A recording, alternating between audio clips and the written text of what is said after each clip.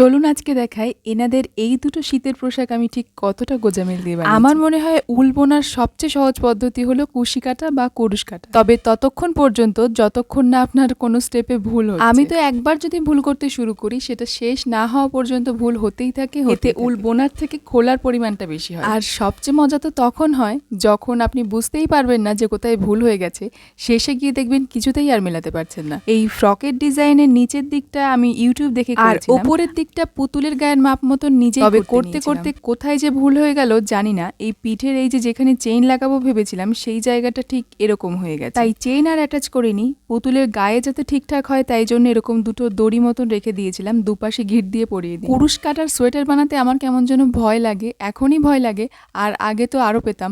তাই জন্য এটাকে সোয়েটারের মতন না করে টেবিল ম্যাটের মতন বানিয়ে সাইডে গোজামিল দিয়ে সোয়েটার বানিয়েছিলাম। আর বোতামের ঘাট রাখতেও ভুলে গেছিলাম, তাই এখন সেলাই করে পরিয়ে দিতে হয়।